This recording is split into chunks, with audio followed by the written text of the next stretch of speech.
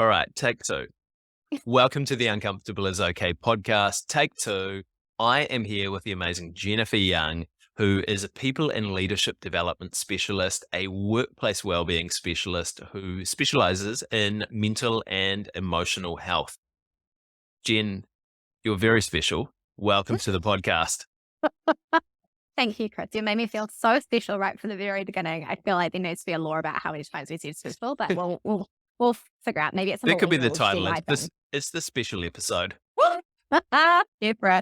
I mean, this is 4 years after our original one, so it does feel a bit is. special. I'm not It gonna lie. is. Yeah, Jen. Right So to the you are a recurring guest on the podcast, as you mentioned, 4 years ago, 4 years and a couple of months, actually, since we first sat down and did a recording here in Wellington.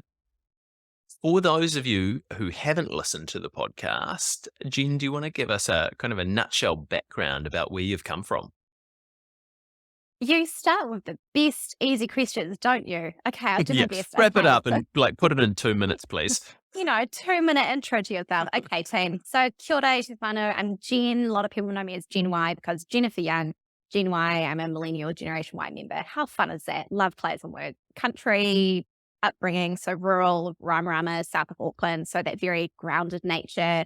I and I talked about this on the first podcast interview there, a real defining and generative moment in my early childhood was about growing up with my best friend who was my older brother, and he was disabled, and how experiencing life with him really gave me a perspective of my own privilege, my own ability to move and to learn and to contribute. And it was one of those things that I vowed, he had, and we lost him, unfortunately, when I was 8 and he was 10. So really knowing early on, just life is really precious, and having that in the back of my mind quite often, and often feel like he's still with me. So thanks, Alex. Love you. Having those experiences early on really did, I think, direct me in a way that I knew I wanted to do something really worthwhile with my time, to really contribute and use my privilege, use my ability to communicate. At least I can hope people can hear me and understand my communication as it is. And I took a path because my parents really wanted my younger brother and I to follow a more secure path before we did what we really wanted to do, because I've always wanted to be a teacher, coach, counselor, etc. But initially I went to the dark side and became an admitted barrister and solicitor before I came to my senses. Thank you to Outward Bound. Those 21 days in nature did wonders, I tell you.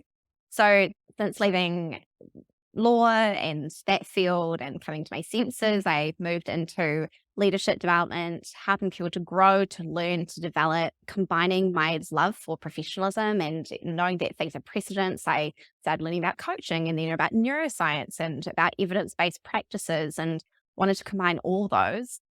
And then while I was in leadership development and consulting and advising, I experienced a really toxic working environment where my own mental emotional wellbeing was really challenged to the point of suicidal ideation. And through experiencing that really toxic environment, I basically vowed that I never wanted a person, especially young people in their first 5 to 10 years of their career, to experience those kinds of work environment without knowing about their own mental health, or about how the mind works, how the brain works, different personalities, how different generations operate. And so I think those subconscious experiences that took place really shaped the next 5-6 years, because I've went through that journey. And within a few years, after going for a bit of a traveling journey and learning about my own mental emotional wellbeing, I started what was initially called Gen Y Insights, which is when you first interviewed me. And it was a blog, and I was teaching mindfulness and stress reduction classes in corporate environments. I was doing coaching, and very quickly evolved into Intentional Generations, which I've now been doing for 5 years, which is Wow. mind-blowing to think about. And over the last 5 years, my goodness, it's incredible to even reflect upon this. My team and I have had the complete and utter privilege of supporting tens of thousands of people across our beautiful Aotearoa New Zealand, across Australia, across Ireland, England, Canada, Switzerland, whether it's doing different online workshops or webinars during the pandemic and lockdowns, or whether it is going into workplaces around the country, or it's doing one-on-one on group coaching, or talking with youth or schools or groups. It's kind of the unreal, to be honest, that the highs and lows of it all. So I'll stop there, because I feel like that's a lot right at the beginning, isn't it? That was 3 minutes, Jen. Oh, But it was smooth. I liked it. You've kind of summarized a 50-minute podcast that we did last time yeah. into that, but everyone Nice. should go back and listen to it because the nuance and the depth that we got into some of those topics that we talked about is really, I think, really valuable for people and really valuable for their learning. So thank you for sharing that so succinctly. Pleasure. And Like as you I've mentioned, practiced this once or twice. yeah, anyone would think. So when we caught up, I think you were in year 1, and I Oh, think it was yes, it might have still been Gen Y Insights. it was. Correct. And I'd Yes. I'd love to have a conversation with you, Jen, about so it was really early days, and there was like you were certain in yourself, but I think there was still a reasonable amount of uncertainty with you in regards to the process and kind of where things were going to go and what they were going to look like. And I'd love to kind of have a conversation with you about how things evolved from that point in time and how you navigated that uncertainty. Oh, yeah, great question. Thanks for asking it. I, goodness, from the outside, I've had a lot of comments over the years from people that they either haven't entirely understood what it is that I've done or they've seen a natural like evolution or growth that it's just naturally evolved as the conversation around mental health has grown around different workplaces, their cultures have changed, and then also the broader societal conversations around privilege, mental health, the climate, greater issues, that conversation has changed. And so I think that been a natural reflection of how I've also changed and how the work that I've done has progressed and changed. So I'd say that from the very beginning, I think there was a lot of unlearning that I had to do, to be completely honest, around what a business structure looked like and what business looks like and what serving and providing value looks like. And there was probably a part of me coming from being a law and having that upbringing or that training that really it loved type A perfectionism. It loved that very controlled, masculine, hierarchical, process driven structure, etc. And learning that often the nature of business and also doing the kind of work that we do, it evolves and it changes. So one of the things that I've had to do, and it's probably beautiful that we're having this conversation, is learn personally to become a lot more comfortable with being uncomfortable. Because the whole last 5 years has been a huge journey in terms of growing my own self. And by growing myself, it's been growing the business. It's been growing the way that I can have the capacity and the capabilities and abilities to hold more and to be able to do more and serve more. And it's also meant that I've had to learn to manage my own, not just mindset, but my own mental health a huge amount more. Because it's been pretty tough at times. I won't lie. It really has. The last 4 to 5 years, especially going through the pandemic, growing a team, learning how to manage a team, then shrinking the team a bit to get through this last year. It's been a journey. It sure has. And I wanna get into talking more about your mental health as well, but I'm really interested in the topic of unlearning and Yeah. needing to unlearn, I guess, kind of societal norms that have been imprinted on you from the experiences that you had. Firstly, when did you recognize that you needed to do some unlearning? And then secondly, how did you go about it? Oh, great question. I think this could be a whole 50-minute episode in Oh yeah. itself. I'm not going to lie. So, the unlearning process, I think, came with experiencing pain and some suffering or experiencing moments where I thought, why is this impacting me in such a way? Why am I going into different environments? For example, a consulting environment, and I'm going in there as a female in her early to mid 20s, and all of a sudden my eyes are open to ways that the world is working that I didn't realize that they were working, for example. So I would be in my first few years of work and my work would be taken credit for by my older male colleagues or the older male colleagues that were attending the meetings from other government departments. They would either not look at my face or they'd look at my chest line, for example, and I'd have to learn, oh, okay, maybe the way that I see the world is different. Or the first year and a half that I was in business, I had to unlearn perfectionism. It was a huge one. I had to unlearn that this is what business looks like. This is what a coach looks like. This is what a well-being person looks like. Because I had, and I didn't even realize until I was in it, which I think is often really normal. Like, unless you're often in the arena, as Brené Brown says, or you're really doing the work, you often don't realize what it is or know the truth of the experience.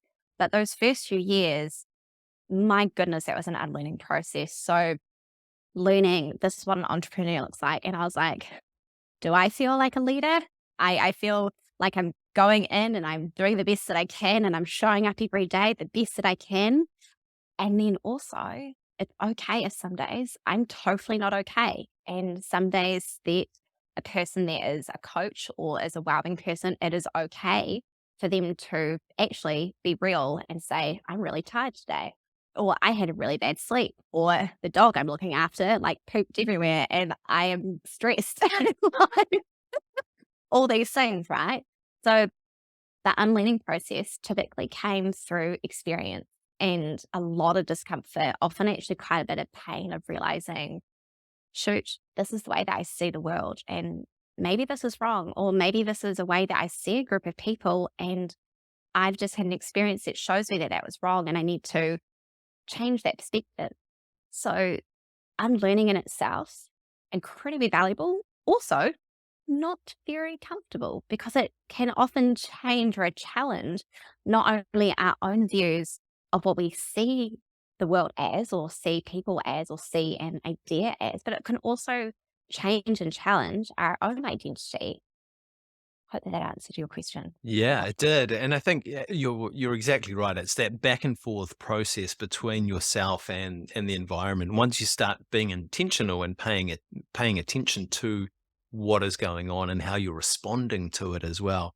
I think this is changes change is often difficult for people because change is inherently uncomfortable. And I think we often people end up putting up with things and with ideas for a long period of time because dealing with that discomfort is probably going to be less than dealing with the discomfort of unlearning and changing our beliefs and challenging our biases as well around Mm, what we think is right and what we think is correct. And yeah.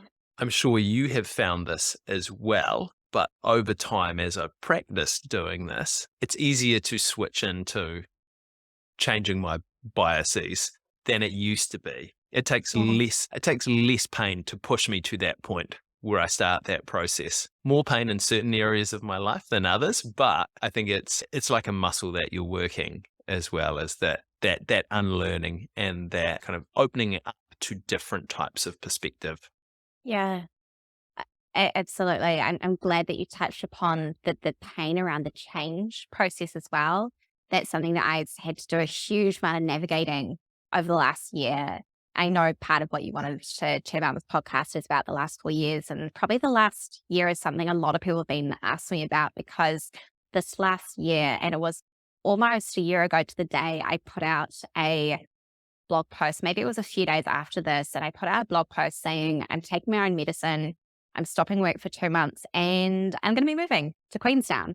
And it was very much, I think it was the first point in time where I realized, actually, I've probably been going for quite a few years. And as much as I've been doing a lot of self care and a lot of the things that the experts say are really good, I was also not okay at the end of last year. Like, I was pretty heartbroken. I'd had like this incredible interlude with a beautiful human, and I think it was the cherry on top of the cake, many of the years of either unsuccessful connections, relationships, and then some unhealthy living environments. One of them was actually quite traumatic.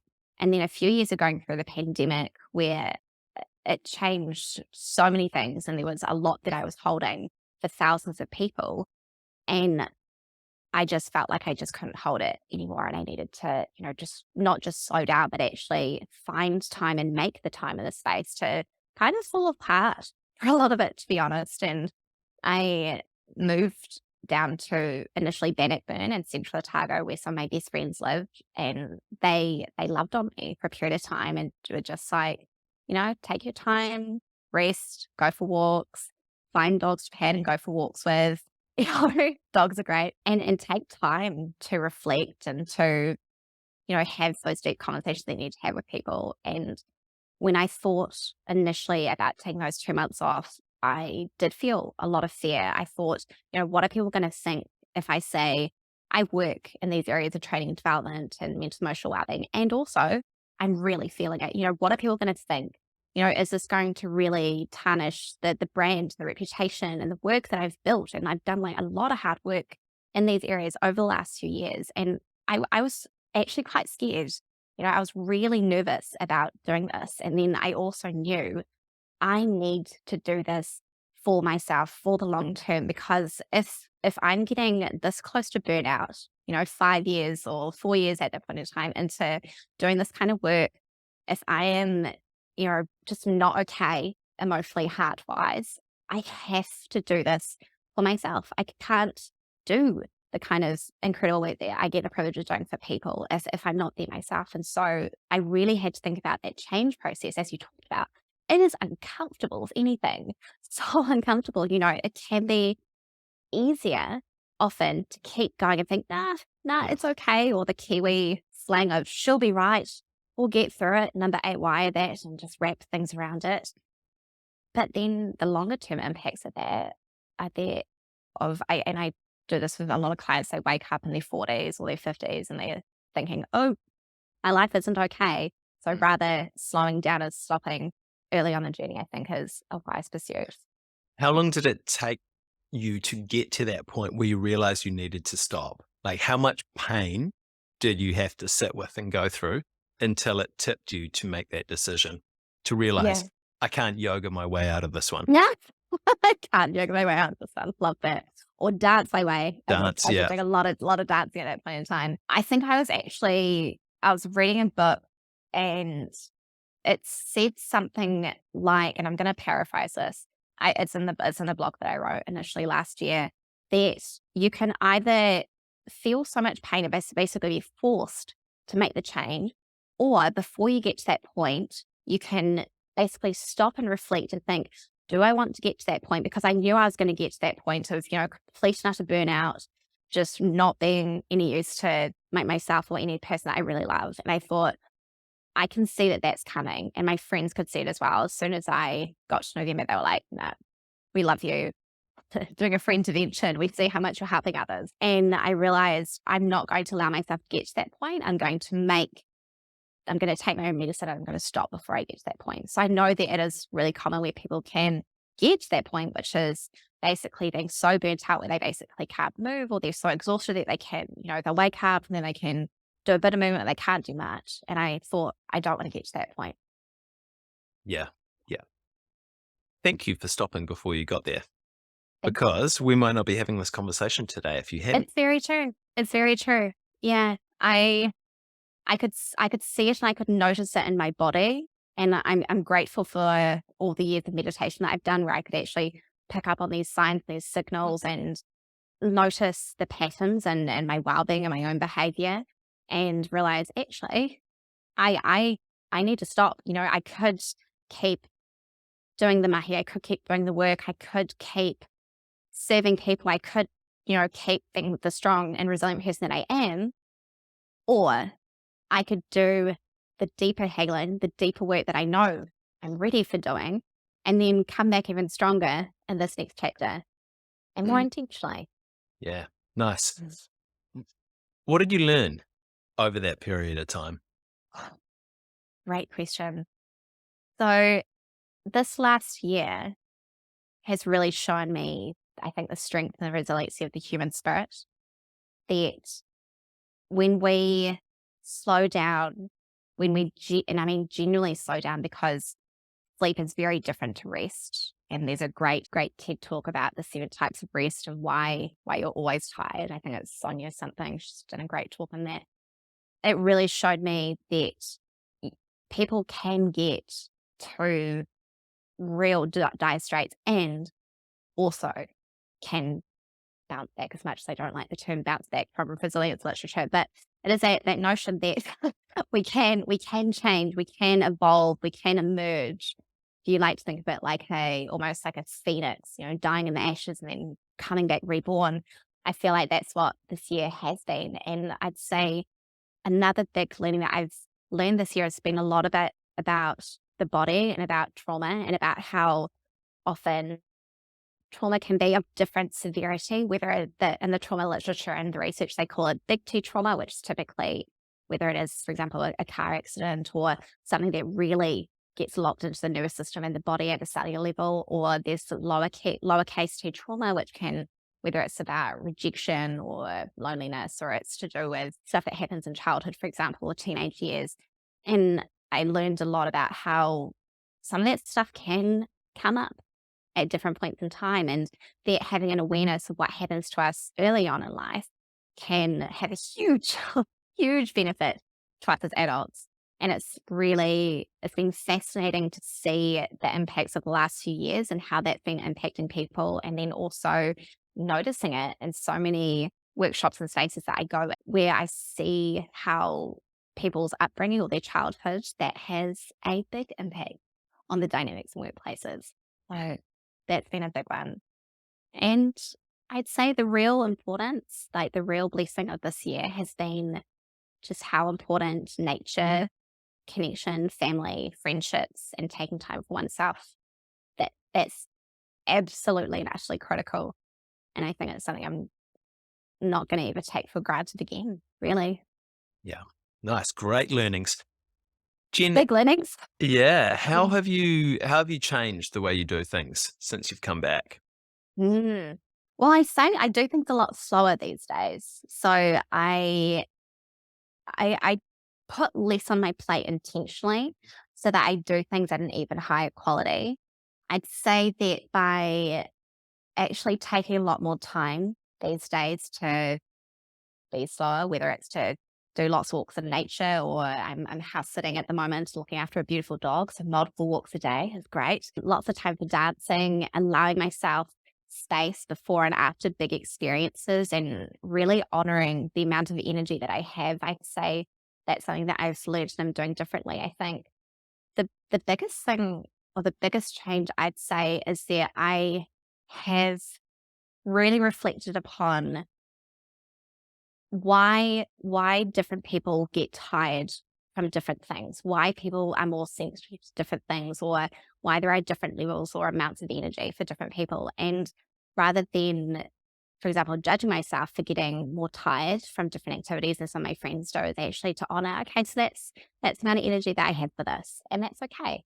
I'm going to make the space to recover from that, because, you know, doing coaching or facilitating or public speaking actually takes a significant amount of my energy. So I've allowed myself those, probably more space, I'd say, these days, to recover, rest, and do a lot more reflection, a lot more deeper thinking. Yeah. And it sounds like you've also been building your self-compassion muscle around that as well, and letting yourself be okay in those situations as well. Yeah, definitely. I think that's been a beautiful natural byproduct where I I used to think that I was really kind to myself and quite self-compassionate and had a good understanding about my own inner chatter and the way that my own mental emotional well-being worked. And now I'd say that it's gone from the level of not just rationally and cognitively understanding it to being something that I sometimes did and sometimes was. Now it's something that I am. So it's gone Mm. from, the understanding to the occasionally doing to the embodiment level. So Yeah. that's been really cool learning. Nice. And it's awesome when those things start to become part of your identity as well and become part of who you are, because then they start to happen automatically. And I think I've talked about it on the podcast before. I reckon self-compassion is one of the ultimate performance skills, that if you can develop it and you can kind of weave it into your identity, then you save yourself so much time, so much energy, so much heartache from just beating yourself up and Yeah. being not particularly nice to yourself and leading yourself down weird paths that you don't need to go down, because you haven't deployed self-compassion? Mhm.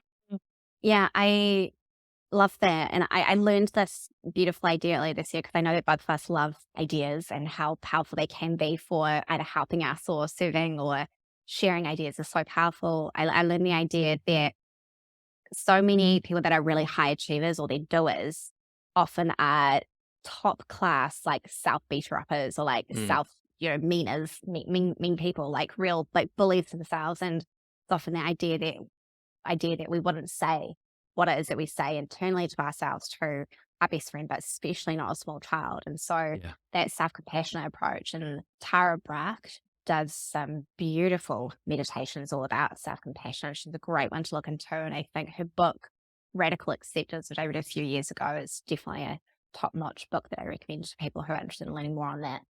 Nice. It's been on my to-read list for a while, but I've never actually got to it, so that could be I've got an Audible credit for this month, so Hey. that might be this month's book. Mm. Great. Yeah, she's a goodie. Jen, we were about to segue into it earlier before I asked you some more personal questions, but you were talking about people in workshops that you've been interacting with and people's growth over the last couple of years, and like you've been on a journey of a lot of self growth over this last year and figuring things out and kind of reshaping some of your identity.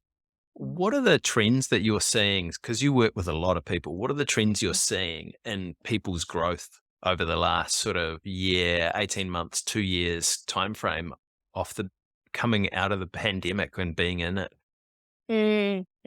Great question. So one of the biggest things I've noticed, whether it's in workplaces or talking with people, is that mental health and well-being, as much as we don't necessarily both like the term well-being because it's been almost been tarnished in the industry because of what do we call it earlier? Like, yeah, we'll put a term in there that it has been an interesting industry to be part of the last 5 years. Maybe that's a big conversation in itself. But I have noticed that mental health and wellbeing is talked about in basically every conversation that I go into, which is mind blowing because a few years ago it was seen as whether it's a fluffy thing or it's seen as a more feminine thing or was seen as something that they had to do.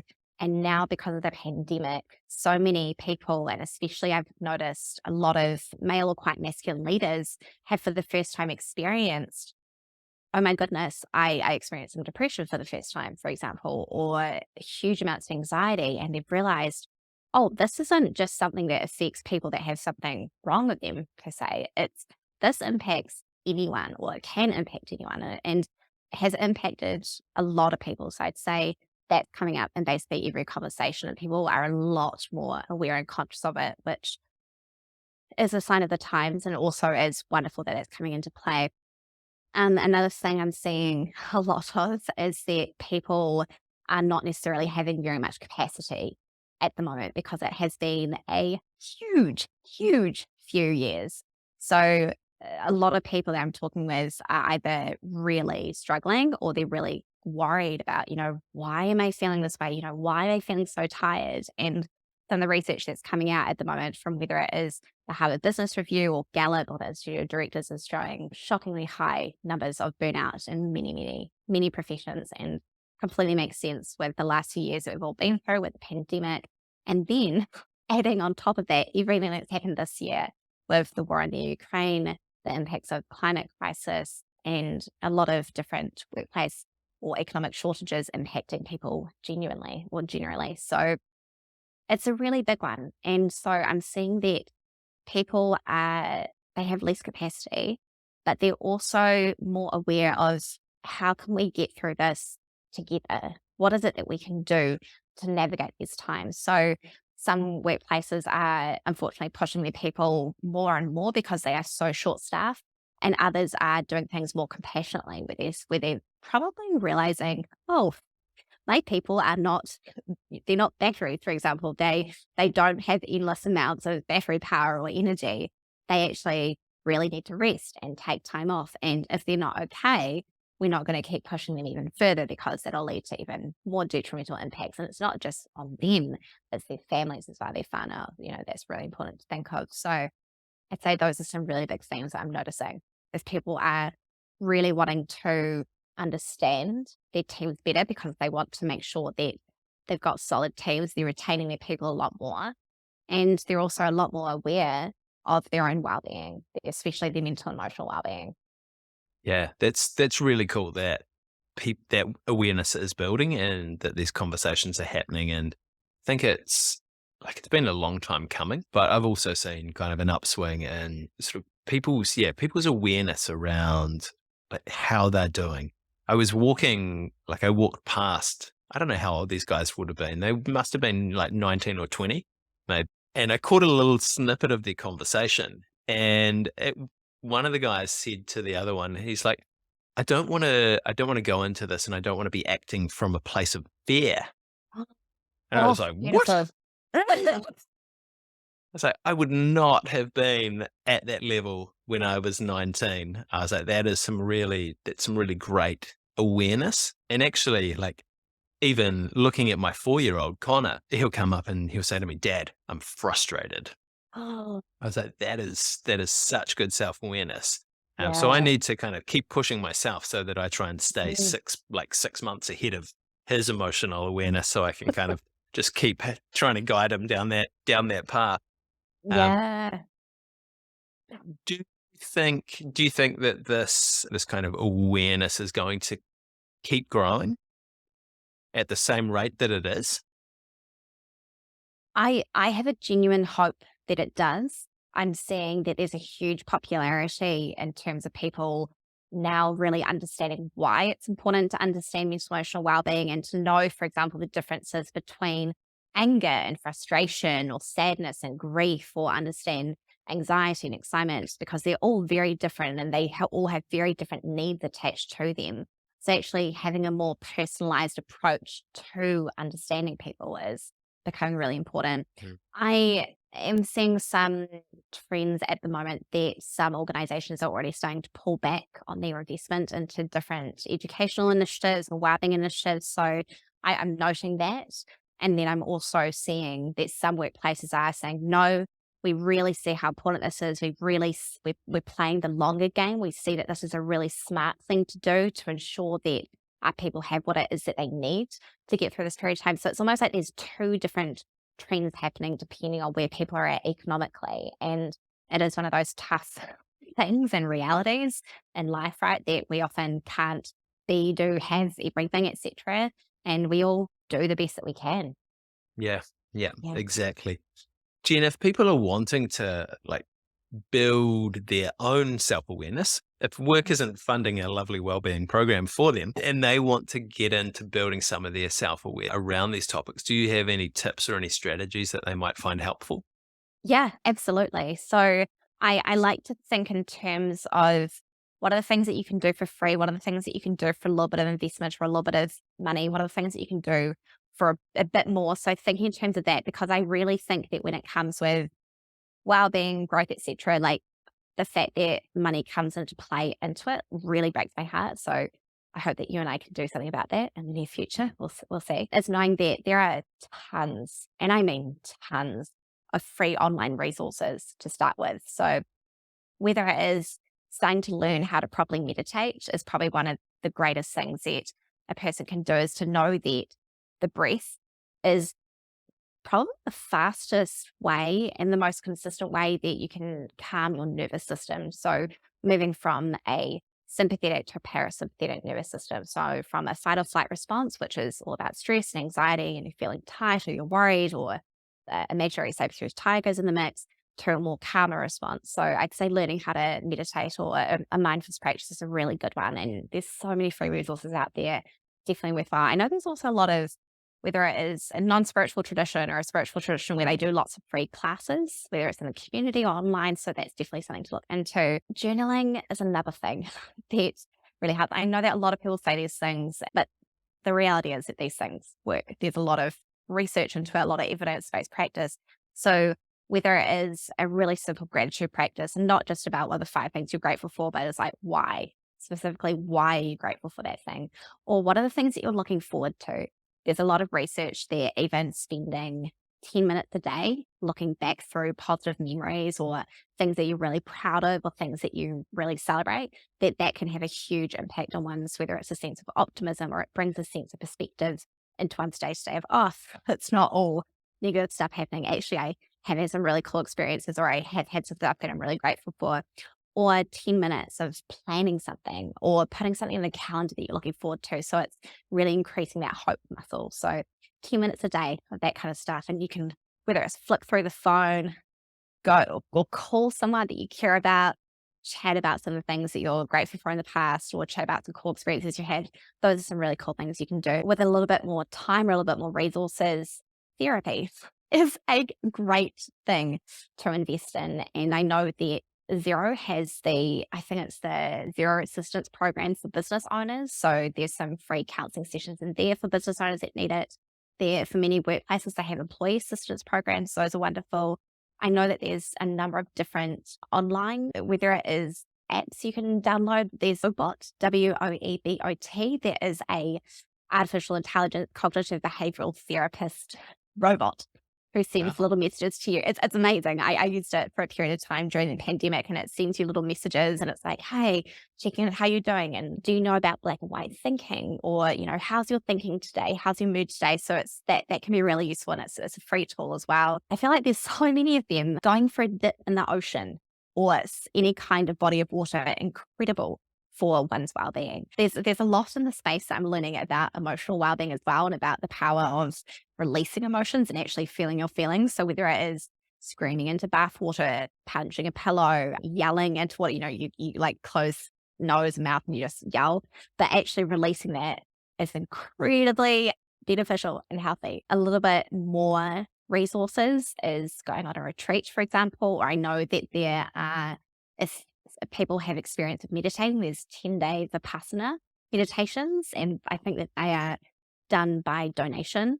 So Vipassana is you sit for 10 days and it's silent, but maybe for a little bit more advanced potentially. Yeah, But don't so short start with that answer, one. no, don't start there. But the short answer is that there are so many places to start. I'd say keep connecting with your loved ones, get out into nature, go for walks, take time with yourself, take time away from devices. The amount of stimulation that we all experience on a day-to-day basis is incredibly concerning. There's a great book by Johan Hari that's come out this year about stolen focus. It goes into the impact of, using our devices all the time and the rising levels of ADHD, for example. So actually slowing down to notice what are you feeling, what are you noticing, what are you observing. This all has benefits. Yeah. And I think like a theme of a lot of what you're talking about there is just crafting some space Yes. just to be. Yeah. And that might be to be in nature, that might be to be in water, that might to be with your journal or with meditating, but just being. And it's amazing what happens when you can get into that space, or when you allow yourself the capacity to be in that space, about what happens with your awareness and what you start to begin to notice when you remove all of the other distractions. Yeah. 100%. I'd say this year I realized this may be one of the last times, or one of the last times in a while, that I may have this level of freedom and lack of attachment. And so I thought, I'm really going to take this time and I'm really going to get to know what's going on in my mind, and the actual slowing down, allowing space to go for long walks and to have conversations with my aunt, for example, who's a trained counselor, was incredible, and to do a lot of journaling and reading and writing. That time, I think I'm going to look back on this time, and there might even be a book that comes out of it, to be completely honest, all the stuff that I learned, because I realized that it had probably been 4 years. And even though I've done like a lot of meditation, I've done a lot of different practices, because of the way that my brain works, it hadn't really slowed down consistently enough to really properly relax. And close to 4 years, especially with the Mm. pandemic. I mean, 2 years initially building the business, 2 years going through a pandemic, constantly having low levels of anxiety or stress going on, picking up on that from other people, picking up on that from my flatmate, picking up on that from so many of my clients. I had to take that time, and it was amazing what happened for my brain. My brain was probably the most creative it's been in years because I actually had time to let all the stuff that had been going on in my brain and my mind, all these questions, all these concerns that I'd had of, this isn't feeling right in this industry. Why is this way? Why is this, for example, in coaching, why is there such a focus on get to six figures, get to seven figures, do this healing practice, take this vitamin, etc. I was like, why are all these things coming at me when I have so much capacity and resources already within me and around me? So I needed that space to allow that thinking to be able to happen. Because Mm, in the hustle and bustle of the city life, it just wasn't the same quality. yeah. Yeah, and I need to acknowledge my privilege as well. Like, I know that this isn't a possibility for everyone, that I'm in a position where I don't yet have kids as much as I would love kids in a few years. I don't have a partner for a wee while. I'll be getting a home in the next year, but I don't have these things at this moment in time. And so I need to acknowledge that, and to acknowledge that for some people, space could be a few minutes here and there. It could be an hour here and there. It could be, giving the kids to grandma or to dad for a period of time, and taking micro versions of that, because just really need to acknowledge that. Mm, yeah. Thank you for sharing that, Jen. And thank you for acknowledging that as well. It is a little bit Yeah. harder when you have kids, but you can still usually find some time for a little bit of space every now and Yeah. then. Jen, the conversations have been around getting uncomfortable, but do you have any strategies that you are using at the moment that are working for you to deal with discomfort? Fourth, great question around getting uncomfortable. So I'd say self-compassion is a really big one for me around getting uncomfortable, and about basically knowing the process of being uncomfortable, and like the different stages of learning, from the unconscious incompetence to the conscious incompetent to the unconscious competence, the conscious Mm, competence.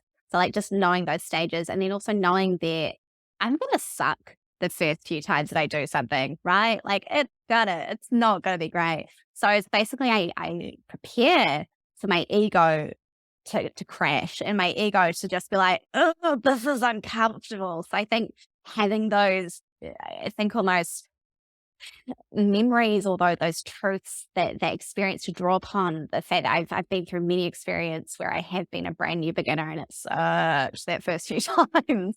It's knowing that is really useful. And then self-compassion is one of the biggest things I use when I'm learning something new. For example, I'm learning a new dance style, or I realize, oh, I don't yet have the strength to do that move yet, or I'm getting there. It's a progress. So that self-compassion is probably one of the biggest things I use mm, when I'm getting uncomfortable, or I know that something's going to be uncomfortable, and it's reminding myself, hey, we've done a lot of these kinds of things before, or we know, or I know. But this is like my internal dialogue these days, is I know that this is going to probably be really uncomfortable for a period of time, and that's okay. And if you need to have a bit of a cry at the end of it, that's cool. If you need to go have some comfort food at the end of it, that's okay as well. If you need to, on a Friday, go have a glass of wine with a friend, totally understand. Having all these strategies in place is really useful for me. nice, nice. Yes. Jen, if people are interested in you and your work, where can they Mhm. go to find out more? Sure. So I'm across many of the different social media platforms, just not TikTok these days. There's part of me that does not want to go on it because I Your know I'll just dance get moves would be amazing. I mean, probably like all the days that I feel like there's a reason they call it TikTok, right? Like time just ticks talks away. Yeah. So at Integer Generations on Instagram and Facebook, I use those every so often, and I also try not to get too attached to them because I know how dangerous they can be for my personality and the way that I like to engage with the world. Also, totally open if you want to connect with me on LinkedIn. We've got a website as well, www.intentionalgenerations.com. There's a ton of free resources on there. Welcome to download. And I think we've got a webinar coming up in a few weeks in December about preventing burnout before the end of the year. So there's that as Nice. well for people That is to that is exciting. You're still saying dub dub dub. I noticed that am in I? the in the last one as well. And you actually asked me, you're like, Do people still say that? Do people We still I th say that? I think we decided that the kids don't say that anymore. So Yeah, just had to realize, like, I'm just not one of the kids anymore. I'm a full-on millennial, and actually I saw something on Instagram the other day where it said that there is a microcosm or, like, a mini version in the millennial generation that needs to be noticed or it needs to be renamed because there's a few years in the millennial generation, and I'm, like, smack bang in the middle of it, where we are the last generation that remembers the time pre, pre-fast internet, pre-cell phone, before it became part of something that is attached to us. So we're the last generation that actually remember going through our formative years without that. So yeah. Yeah. maybe I'm just not one of the kids anymore, and that's okay. That's Yeah, okay. I've never really been one of the kids, but I sit in there as well. So I was born in '83. So Hey, good we year. didn't get dial-up internet till I was like 13 or 14. So I definitely remember the time of no internet, pre-slow Yep. internet. Jen, just to finish off, do you have a challenge to leave us with today? Oh, great question. So my challenge to people, I mean, at first I was going to give them a challenge about getting outside their comfort zone, and then just knowing where people are at the moment, I'd say is for the next 7 to 14 days, is there one nice thing that you can do for yourself each day? Is there one thing that you can do, experiment with, to give yourself a little bit of space to reflect on how things are going, to reflect on where you're at, and maybe what is one action that you can take at the end of those days as well to get you closer to where you're wanting to go. Mm. Is Jennifer, that kind of approach that kind of approach. yeah, nice. Jennifer Young, thank you so much for getting uncomfortable with me today. Pleasure, Chris. Always fun, my friend. Always fun.